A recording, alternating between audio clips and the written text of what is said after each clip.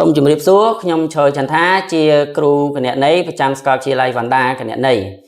សូមជម្រាបសួរប្រិយមិត្តទាំងអស់គ្នាដែលកំពុងទស្សនាវីដេអូកិច្ចសម្ភាសន៍អតីតនិស្សិតនៃសាកលវិទ្យាល័យវណ្ណដាគណនេយ្យក្នុងថ្ងៃនេះដែរខ្ញុំបានអញ្ជើញអតីតនិស្សិតនៃសាកលវិទ្យាល័យវណ្ណដាគណនេយ្យជួយចែកបទពិសោធន៍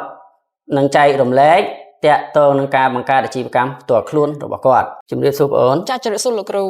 អរគុណច្រើនសម្រាប់ការផ្ដល់កិត្តិយសនៅក្នុងកម្មវិធីថ្ងៃនេះបាទតើបងអូនមានសុខទុក្ខយ៉ាងណាដែរសុខសប្បាយធម្មតាលោកគ្រូបាទសុខសប្បាយធម្មតាទេបាទអរគុណច្រើនតើបងអូនអាចណែនាំឈ្មោះនិងប្រវត្តិនៃការសិក្សាខ្លះៗបានដែរទេចាជម្រាបសួរទស្សនិកជនទាំងអស់គ្នាខ្ញុំឈ្មោះសុករក្សាជានិស្សិតឆ្នាំទី4នៃសាកលវិទ្យាល័យវណ្ណដាហើយប្រវត្តិសិក្សារបស់ខ្ញុំជាសិស្សនៃវិទ្យាល័យអង្គរហើយខ្ញុំនៅពេលដែលខ្ញុំបានចប់ពីបាក់ឌុបខ្ញុំក៏បានជ្រើសរើសជំនាញមួយគឺជំនាញកីឡាបញ្ជីប៉ុន្តែខ្ញុំគិតទៅថាជំនាញនឹងថាខ្ញុំអត់អាចចាប់បានទេអញ្ចឹងខ្ញុំក៏បដូរមកជ្រើសរើសជំនាញគណនេយ្យហើយខ្ញុំក៏បានជ្រើសរើសសាលារៀនគឺសាកលវិទ្យាល័យវណ្ណដាតែម្ដងអរគុណច្រើនបងអូនបាទខ្ញុំមានសំណួរខ្លះៗសួរបងអូនបន្ថែមទៀតបាទតើមានកត្តាអ្វីខ្លះដែលជំរុញឲ្យបងអូនជ្រើសរើសសិក្សានៅសាកលវិទ្យាល័យវណ្ណដាគណនេយ្យបាទកត្តាដែលចង់ឲ្យខ្ញុំមកសិក្សានៅសាកលវិទ្យាល័យវណ្ណដាគឺដើម្បីយល់ដឹងពីការគ្រប់គ្រងហិរញ្ញវត្ថុនៅក្នុងអាជីវកម្មរបស់ខ្ញុំផ្ទាល់ហើយនឹងដឹងអំពីចំណូលចំណាយដែលយើងរកបានហើយនឹងចំណាយទៅវិញថាយើងចំណាយនឹងត្រូវខ្ទង់ឬក៏អត់បាទបងមានសំណួរខ្លះៗសួរបងអូនបន្ថែមទៀតតើបច្ចុប្បន្នបងអូនមានបង្កើតអាជីវកម្មចំនួនប្រមាណហើយដំណើរការតាំងពីឆ្នាំណាមកដែរបាទចាអរគុណលោកគ្រូសម្រាប់សំណួរខ្ញុំបច្ចុប្បន្ននេះខ្ញុំបង្កើតអាជីវកម្មពីរមួយគឺសេវាផ្ទេរប្រាក់មួយទៀតសេវាបោកអ៊ុតហើយសម្រាប់ការសេវាផ្ទេរប្រាក់ហ្នឹងខ្ញុំបើកបាន2ឆ្នាំហើយបើកអ៊ុតខ្ញុំទៅបើកបាន6ខែទេហើយដោយសារតែខ្ញុំដាក់អាជីវកម្មបើកអ៊ុតដោយសារតែទីតាំងរបស់ខ្ញុំគឺទំនេរអត់សូវមានគេដាក់បោកខ្ញុំក៏ដាក់បោកទៅបាទអញ្ចឹងខ្ញុំមានសំណួរបន្ថែមទៀតដែលចង់សួរបងអូនតើថ្ងៃអនាគតបងអូនចង់ពង្រីកអាជីវកម្មដែលយើងមានស្រាប់ឬក៏ចង់បង្កើតអាជីវកម្មថ្មីបន្ថែមទៀតដែរទេចាអរគុណលោកគ្រូសម្រាប់សំណួរគោលបំណងរបស់ខ្ញុំគឺបើថាឲ្យរីកបរិសាខាគឺអត់ទាន់ទេបើថាខ្ញុំពង្រីកអាជីវកម្មរបស់ខ្ញុំឲ្យកាន់តែធំអាចព្រោះអីបច្ចុប្បន្ននេះគឺបែបលក្ខណៈគ្រួសារឯអនាគតទៅអាចនឹងជួយដល់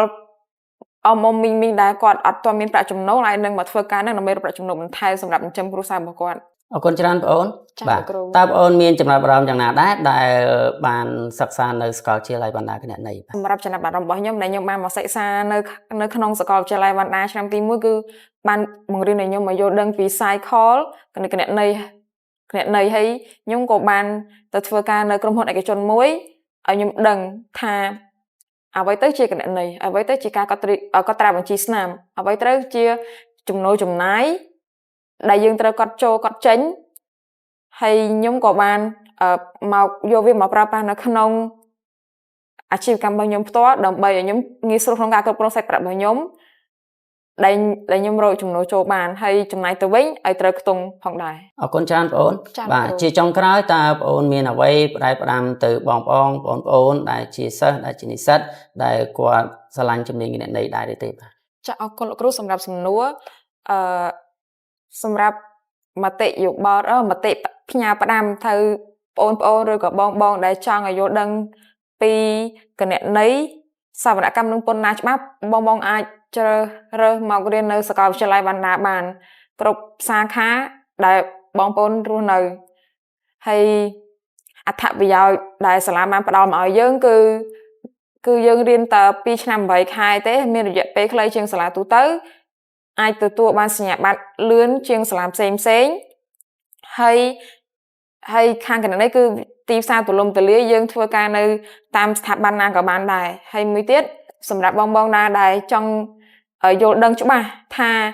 ទ ទោះយើងមិនបានធ្វើការឲ្យគេប៉ុន្តែយើងចង់គ្រប់គ្រងលំហូរសាច់ប្រាក់នៅក្នុងគ្រួសាររបស់យើងឬក៏ចំណូលប្រចាំថ្ងៃរបស់យើងក៏យើងអាចជ្រើសរើសមករៀននៅសាកលវិទ្យាល័យបណ្ណាបានដូចគ្នា បាទជាចុងក្រោយខ្ញុំសូមផ្ដាំផ្ញើទៅបងប្អូនដែលជាសិស្សនិស្សិតដែលជាប់បាក់ឌុបឆ្នាំចាស់ឬក៏ឆ្នាំថ្មីបើមានចិត្តស្រឡាញ់នៅជំនាញគណនេយ្យច្បាស់លាស់អាចមកចូលឈ្មោះនៅសាកលវិទ្យាល័យបណ្ណាគណនេយ្យបានដោយសារសាកលវិទ្យាល័យបណ្ណាគណនេយ្យសិក្សាត្រឹមតែរយៈពេល2ឆ្នាំ8ខែឬក៏3ឆ្នាំទេគឺបានទទួលបានសញ្ញាបត្រវាស្មើនឹងចប់ថ្នាក់បរិញ្ញាបត្របាទមិនរងចាំចាប់ជំនាញនៅឆ្នាំទី3ទេគឺសាកលវិទ្យាល័យបណ្ណាគឺយើងចាប់ផ្ដើមជំនាញពីឆ្នាំទី1ទៅតែម្ដងបាទហើយពេលដែលសិក្សាចប់គឺយើងទទួលបានសញ្ញាបត្រលឿនមិនរងចាំ2ទៅ3ឬក៏ទៅ4ឆ្នាំនោះទេសាកលវិទ្យាល័យក៏បានបូកបន្ថែមនៅមុខវិជ្ជាមួយចំនួនដែលនិស្សិតមិនចាំបាច់បង់ប្រាក់បន្ថែមទៅលើការបង់ថ្លៃសិក្សានោះទេដូចជាជំនាញពន្ធដារជំនាញសវនកម្មជំនាញប្រកាសពន្ធប្រចាំខែឬក៏ប្រចាំឆ្នាំមុខវិជ្ជាកុំព្យូទ័រទាំង offline និង online និងការស្រាវជ្រាវនិងបែប digital ផ្សេងៗផងដែរនិស្សិតទាំងអស់ដែលបានបញ្ចប់ការសិក្សានៅសាកលវិទ្យាល័យបណ្ណាពួកគាត់អាចធ្វើការងារបានគ្រប់ស្ថាប័នទាំងអស់មិនថាស្ថាប័នឯកជនស្ថាប័នរដ្ឋធនាគារឬក៏អង្គការឬក៏បង្កើតអាជីវកម្មដោយខ្លួនឯងបាទសិក្សានៅសាកលវិទ្យាល័យបណ្ណាចំណេញទាំងពេលវេលានិងប្រាក់កាសដោយចុះឈ្មោះសិក្សាម្ដងយើងអាចសិក្សាពេញមួយជីវិតសូមជម្រាបលា